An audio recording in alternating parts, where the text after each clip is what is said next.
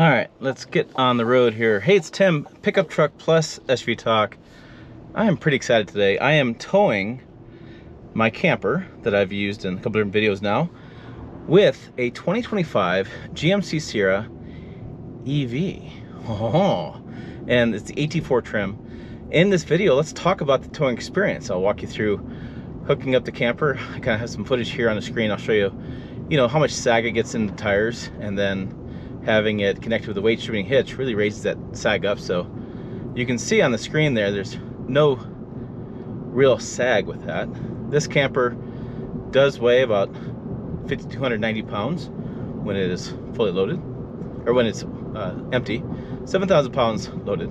But I really want to focus just on the towing experience. I have another video on this channel where I walked around like the facts and myths about EV towing. A lot of people get this stuff confused on what's happening. So I have a full charge battery, which is something you don't do very often, but when you're getting ready for a towing experience like this, you want to charge the battery up all the way.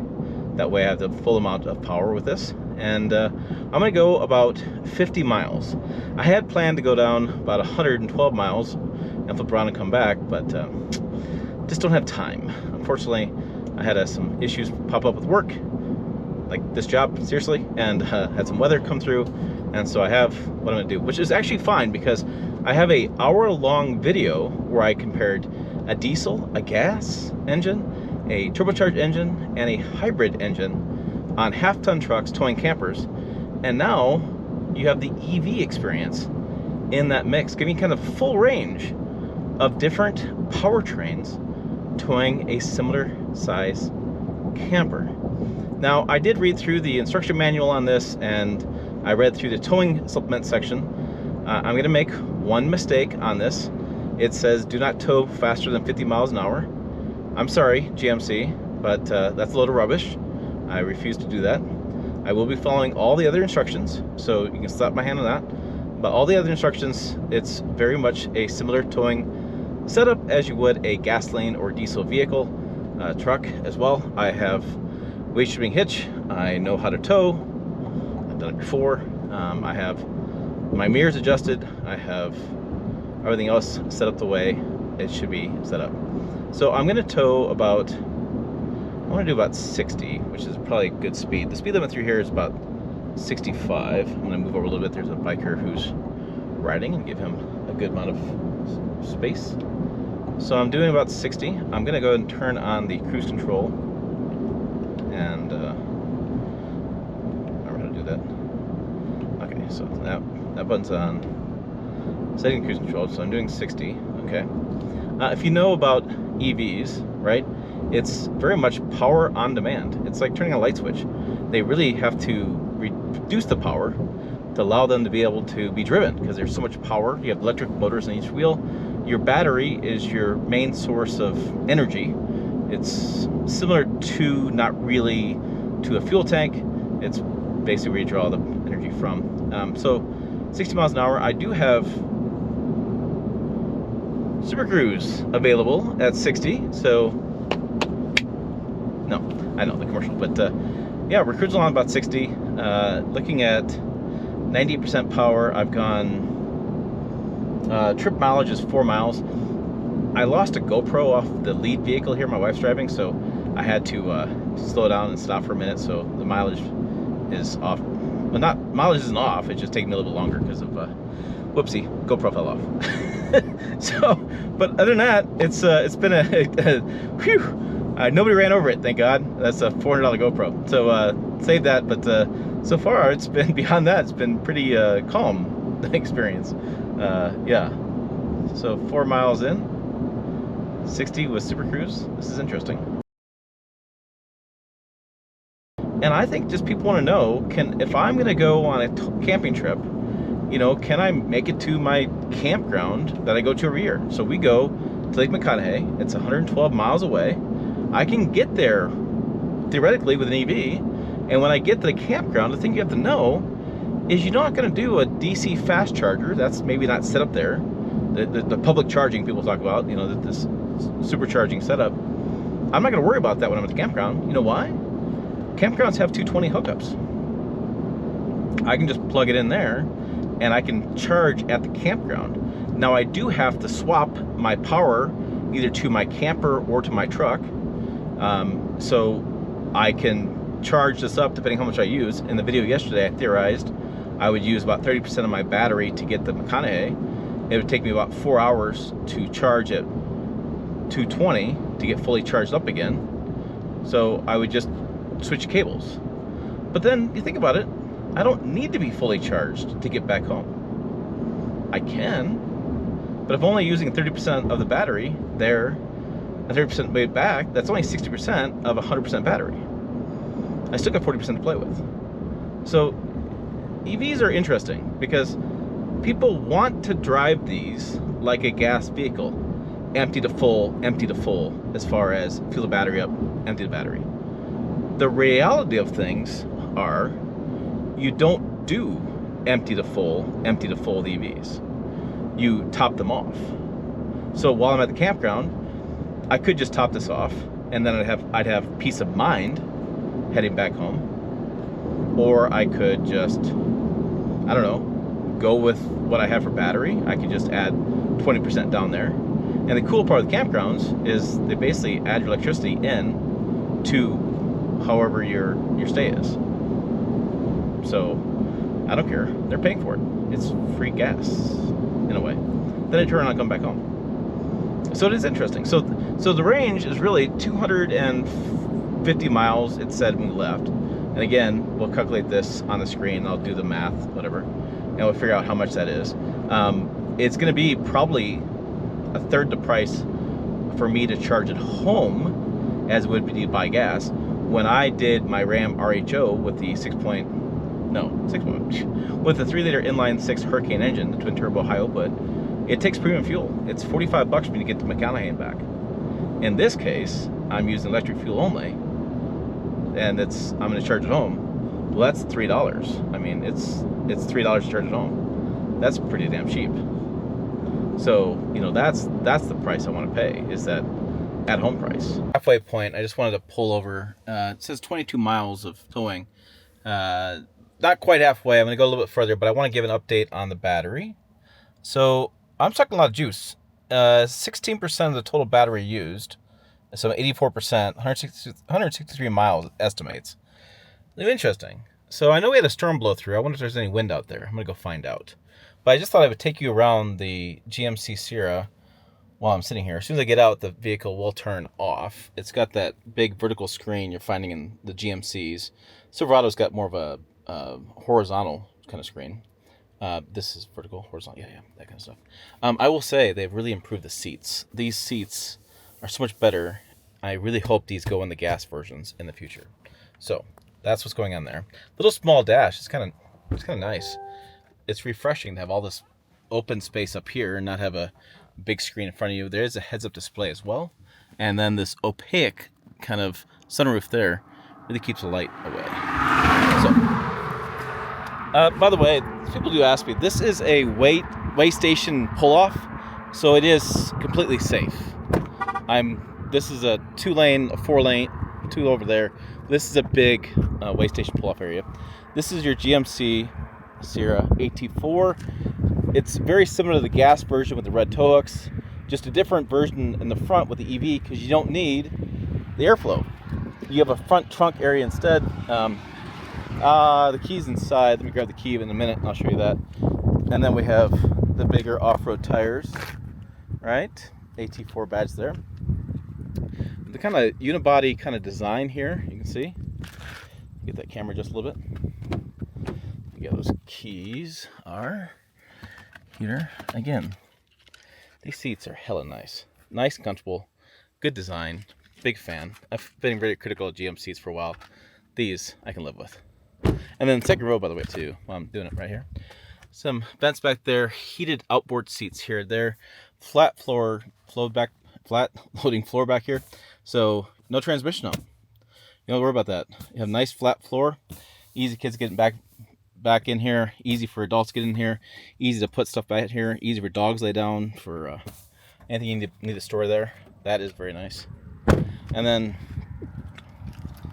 we'll press 2 buttons. Open up the front. So this is your front area.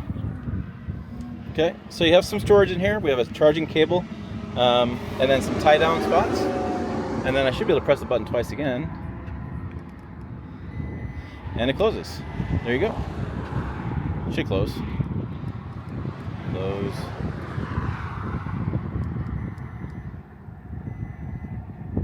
Okay, doesn't want to close.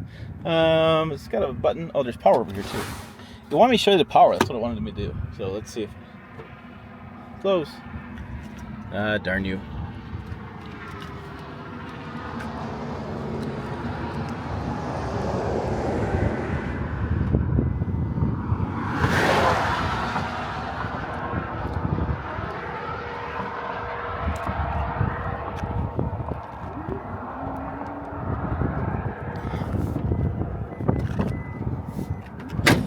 All right, where there's a will, there's a muscle. All right, got that done. In the back, see the setup with the hitch set up there. I have the waste shipping hitch, I have it plugged in. This has got that special tailgate. Just press one button here. I don't want to open up all the way, but boom. So you can still access stuff, and then it's got a spray and bed liner, and then you can drop down the other tailgate as well. Just kind of wrap that up there. And even though we have 7,000 pound camper, about 529 pounds of on the hitch as far as weight transfer. You can see our squat's not that bad, and with this weight shipping hitch up there. And there's our 30-foot camper there, with the 5,000 pounds wet, 7,000 pounds wet with everything on it. So fully loaded, 7,000 pounds. That's what we're towing with the AT4. Okay, I'm gonna drive about 3 more miles. Again, this is a, yeah, I can see not too bad a wind, but I'm driving into it. So, little physics at play. EVs, like gas vehicles and diesels, do suffer from physics. And they may suffer more so because drag and stuff. I don't know if they suffer more or less, but it's definitely more concerning because EVs are new, batteries are new, and I don't know about y'all, but I don't see a whole lot of EV charging stations around here, do you? And there ain't many gas stations around here either. No, a whole lot of cows and cornfields. Oh, and I'd be remiss not to point out the towing sticker. We have a towing capacity of 10,000 pounds, max tongue weight of 1,000 pounds, and total payload is 1,505 pounds. That means everything you have in the cabin. That means your water glasses, your sunglasses, your iPads, your iPhones, people, everything, plus some of the hitch that goes on, transfers from the camper onto the truck, gets put on to this truck, takes with the payload. So just keep that in mind. So as you add more weight onto this truck, the more you got to take into consideration with all those towing numbers. Okay, I just got some filming done at 22 miles. I thought, while I get back on the road here and I'm getting on safely, I'm just going to put on my foot on the accelerator here and give you some, not 0 to 60, but some acceleration. So I'm at 30, I'm at 40, I'm at 50, and I'm at 60, right about there. So very, very effortlessly. I could have really got on it. I was just being very moderate with my acceleration, but it's very smooth. There's no transmission to shift. There's no turbos to build up. There's no diesels to get going. There's none of that. It's electric. Just foot goes into it and goes. I could have probably even done that faster, but I got a camper. I don't really want to mess up my camper. I don't want to mess up my truck. This is $84,000 truck, $30,000 camper put together. It's a lot of money. I'm not really interested in damaging either one of those things. So nice and smooth. So I got 2 more miles to go. Flip around. I'm gonna get over top of that Wildcat Hills, that place I kind of crossed. It's about an 800 foot, I think, in the air is what I looked it up, and it's about a mile when you go up and down. So it's a good climb, and the rest of this is pretty moderate. It's not flat like eastern Nebraska is, kind of in the middle of state where the breadbasket is. This has got a little more rolling hills, not as drastic like say Wisconsin or the Northeast, but it's not, again, perfectly flat. So I'm doing 60. I'll go over here, flip around, come back, and we'll see what happens with the wind as I go back. because I definitely am driving into it, because I know that storm came up from the south, so we'll see what happens. This has been really fascinating the last couple minutes. I want to walk you through some stuff here. So it has been holding the battery percentage by 80 to 81%, 163 miles of range, it says. Very little kilowatts used. It was actually charging when we went down this hill, a little hill, and very little. On the way out, it was like well over 100. And now I'm at 35 miles of trip range, or how much I've driven mileage. And so it's interesting. I definitely was getting impacted by the wind. And it's been recalculating this whole time. I've been kind of rubbing my chin because it's interesting watching this go. Now, we're getting close to Wildcat Hills. You can kind of see the buttes or bluffs, what they call these things around here. That we're gonna basically go up and over that. And it'll be interesting to see what happens with this. I know as we're going down the back side, we'll pick up some battery power because this EV uses the electric motors in reverse to capture some of the kinetic energy from going downhill to recharge part of the battery. So we'll use basically we'll use extra battery going up and recapture the extra battery usage going down with the regenerative braking. So, but it hasn't lost range as fast as it did going out. So, something to think about. Okay, let's film this going up and over, and I'm going to have both cameras going. One thing that's great with Super Cruise is it makes my job a lot easier because I got to sit back and watch a truck, do its semi-autonomous driving. It's not fully autonomous, but I can do things a lot easier. I can multitask a lot better. So you can see the kilowatts I hopefully are going to screen pretty well are really climbing as we're going up the hill, and the grade this is kind of severe part of the climb. So kilowatts going up, but you may tell from the sound of my voice I'm pretty relaxed. I've towed with Super Cruise before, so this is not a new experience for me, and I trust the system. It's done a great job. It's one of the better systems on the marketplace, and the EV aspect of the Sierra is great. It's hard to explain to people, but electric vehicle towing is, as far as driver fatigue, this is really where it's at. Don't worry about any sort of concerns with electric propulsion. It's fantastic. So nice and smooth going up. It's turning for me. We're at 40 miles of the towing experience. So I did screw up. You can see the trip odometer on the top left side. I reset trip odometer 1 about 9 miles ago. I forgot that every time I get in and out of this truck, it turns itself off and resets the trip odometer. I was using the current trip odometer. I didn't reset the trip odometer before I left, so I do apologize for that. I did see it at like 2.2 at one point, and now it's down to 1.7. Oh, that glare is pretty nasty. But so we're gonna kind of try to get out of the glare a little bit. A little bit more like this. I'm gonna go down the hill, which you can see here. We'll go down this hill, and we should start seeing this turn green. Hopefully this glare goes away. Yeah, we're gonna see this turn green right there, which is it is gaining battery charge. So the electric motors are working a little bit in reverse, not really using the brakes. It's called regenerative braking. So now I'm putting energy back into the battery. I'm holding the speed. The motors are reversing, capturing the kinetic energy from reversing, putting that charge back in the batteries, and we are charging up the batteries going down. So it's really a cool process. It's great for adding more range that you wouldn't lose, and it's a pretty damn smart way an EV is more efficient. So adding 53, going down, and then a nice controlled. Well, the other thing too is it's like a really impressive diesel exhaust brake, in that you don't have the loud exhaust brake sound, and you get that really great, nice composure going down. Oh look, there's a Rivian. Huh. See, EVs around where I live.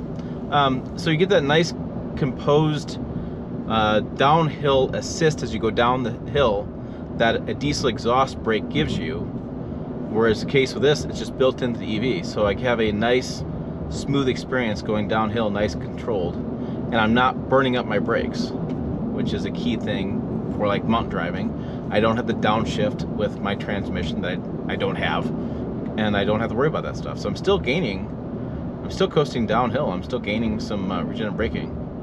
And okay, now we're using some braking. So now we're using some battery. So I'm at 76% of my battery, 159 miles used.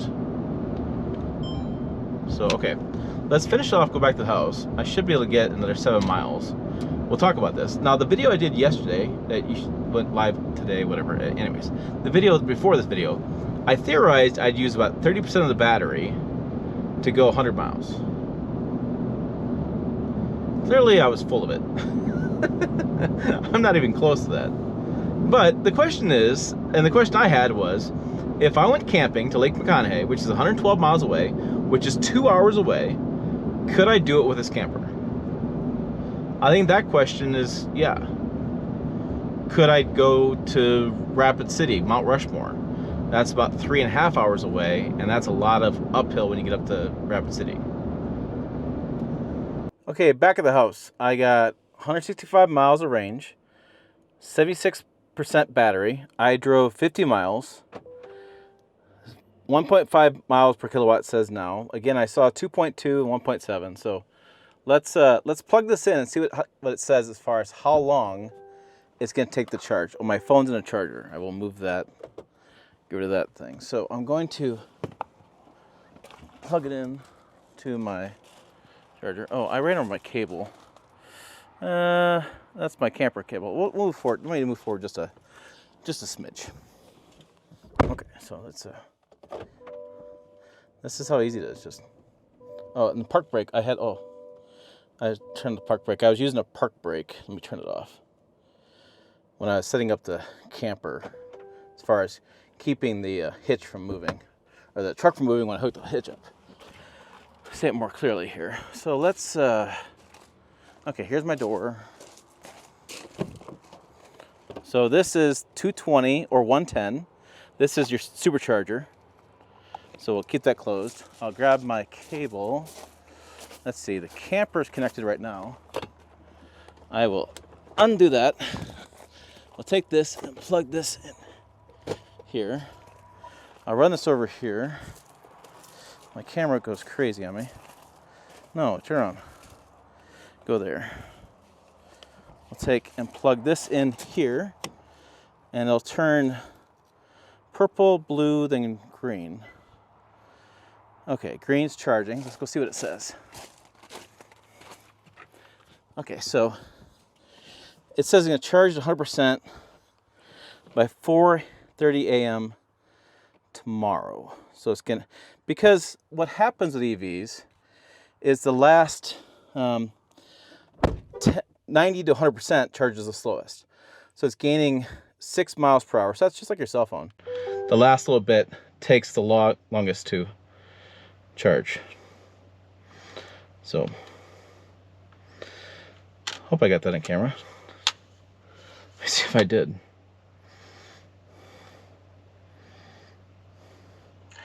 Okay, back at the house. I got.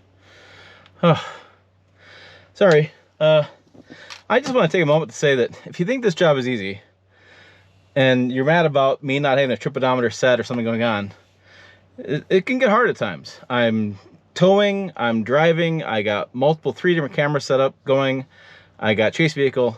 I'm sorry for not having a trip odometer done on things, but what did we learn? We learned that you can probably go easily 100 miles, I would say, unless you have a really strong wind or something impacting you. So that's about 2 hours to a campsite. I think for a lot of people, that's probably pretty good for city dwellers going out to urban, or urban dwellers going out to the country. Can I go 3 hours? Probably. I was just thinking about this on the way back though. I was talking about going up to Mount Rushmore from here, which is about 3.5 hour drive, which is probably 150, 180 miles. I could actually make it work because I just found this. Move some stuff out of the way here. The Sierra comes with this doodad. This is the Tesla adapter that transfers the plug-in that they have into my receptacle, because Tesla has a different type of setup. So they signed a deal, GM signed a deal with Tesla, whatever, they're sharing now. We're all friends, we're all buddy-buddy. So it would require me to change my route a little bit. So I'd have to adapt. I'd have to go up through northeast Wyoming, because southwest South Dakota's got nothing for people and for charging stations. So it'd take me a little bit longer, probably half an hour to maybe an hour longer drive, because I'd have to adapt to go around the charging stations. I'd probably have to stop for about 20-30 minutes, get just a little bit more juice to make the last bit of the trip because of the distance. So could it work theoretically? Yeah, it could theoretically work. So it just becomes the question of, you're going to save a lot in fuel, but it's going to take you longer. So I was sitting here editing the video, and I want to make sure I add in some details about the charging and the cost. So it dawned on me, I didn't really talk about this, but I plugged it in about 6:30 that night, and it showed on the screen it would take till 4:30 a.m. to get that last full charge. That's like 10 hours. That's kind of crazy. But what's weird about that is you typically charge 80%, and it says on the screen a lot of times, for better battery health, charged 80%. So this is where the variances get weird with EV charging. So when I got home, if I were to own this truck, I'd probably charge 80% most of the time. So I'm only going to add in 4% charge.